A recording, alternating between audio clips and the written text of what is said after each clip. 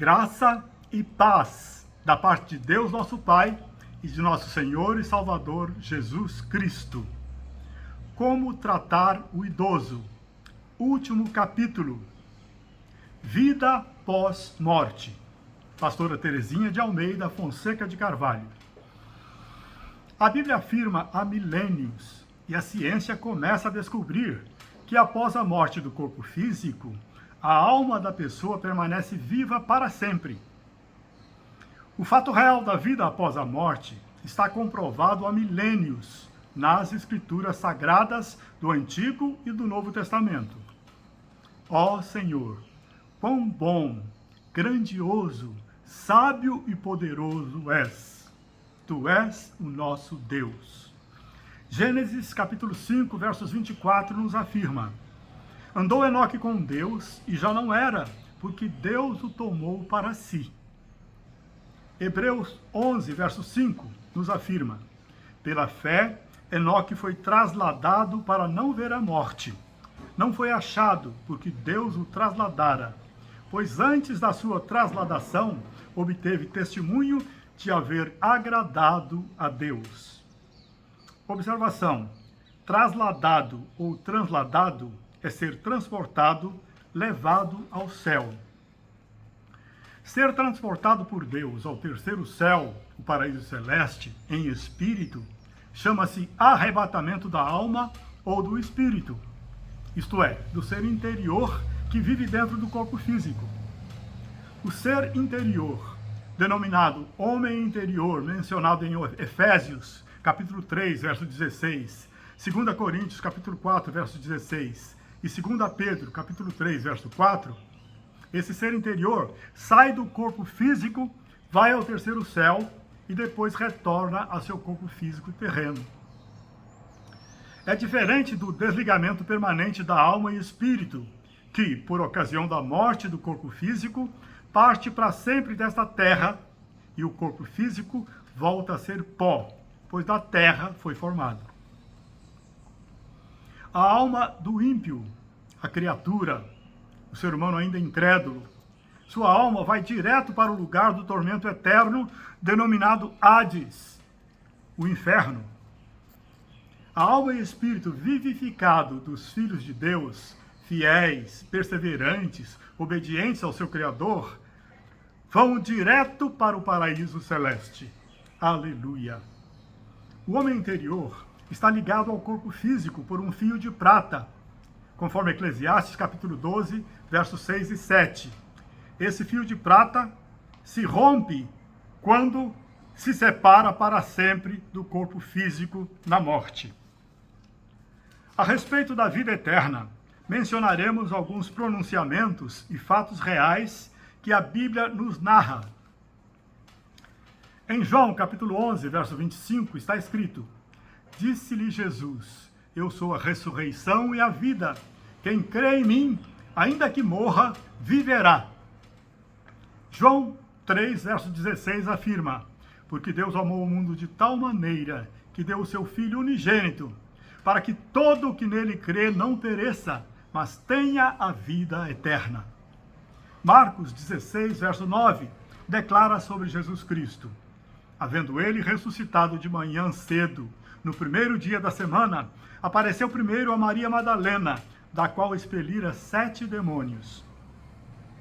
Daniel 12, verso 2 afirma: muitos dos que dormem no pó da terra ressuscitarão, uns para a vida eterna e outros para vergonha e horror eterno. Observação: dormem, dormir, aqui não significa estar no estado de sono, e sim descansam.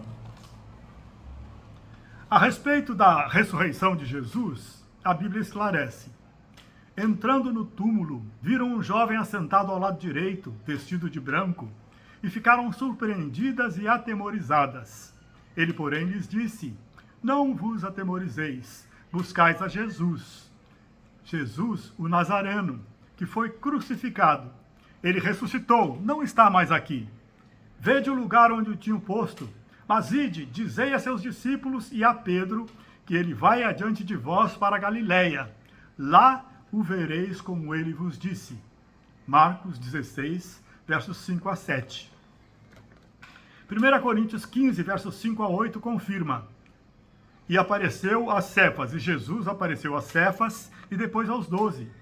Depois foi visto por mais de 500 irmãos de uma só vez, dos quais a maioria sobrevive até agora. Porém, alguns já dormem. Depois foi visto por Tiago, mais tarde, por todos os apóstolos. E afinal, depois de todos, foi visto também por mim, como por um nascido fora do tempo. Atos 1, verso 9 a 11, nos relata os apóstolos. Os apóstolos, vendo Jesus ressurreto subir ao céu, ditas estas palavras, foi Jesus assunto aos céus. Aleluia, glória a Deus. Eu conheci o amado pastor Antônio J. Silvestrini, da Igreja Batista Nova Canaã, em Jundiaí, que já está na glória à nossa espera. Homem simples, afetivo, santo, sábio e comunicativo. Havia se convertido a Jesus em uma igreja evangélica tradicional, que não aceitava o batismo no Espírito Santo. Certo dia, 15 pessoas dessa igreja receberam de Deus o batismo, a plenitude do Espírito Santo, e foram expulsas da referida igreja. O pastor Antônio Silvestrini resolveu visitar essas pessoas, as quais estavam se reunindo em uma casa. Encontrou-as em grupo, orando em línguas espirituais, conforme 1 Coríntios 12, versos de 1 a 11, 13, verso 1, 14, versos 2 e versos 26 a 28.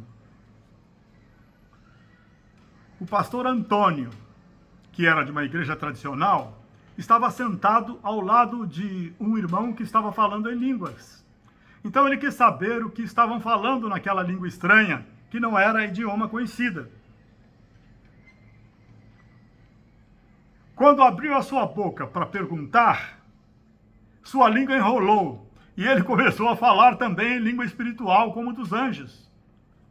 Ficou falando em espírito durante 3 dias seguidos.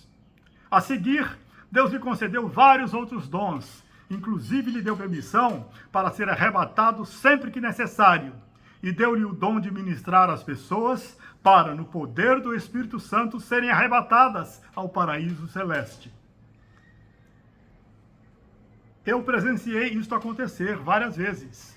A ida e volta no templo terreno é rápida, mas no reino celeste, a estadia é de longa duração, enquanto a pessoa foi arrebatada. Experiências de vida pós-morte estão registradas também no filme O Fenômeno Lázaro, que mostra detalhes e dados científicos. Você poderá dizer: papel, filmes, aceitam tudo. Cuidado, não seja irreverente e tolo. Tudo que diz respeito a Deus é santo. Os loucos zombam, conforme Provérbios 14, verso 9. Coloque diante de Deus as suas dúvidas e peça-lhe conceder-lhe passar por uma experiência pós-morte. Então você terá o direito de se expressar a favor ou contra. Maranata, ora vem, Senhor Jesus. Aleluia.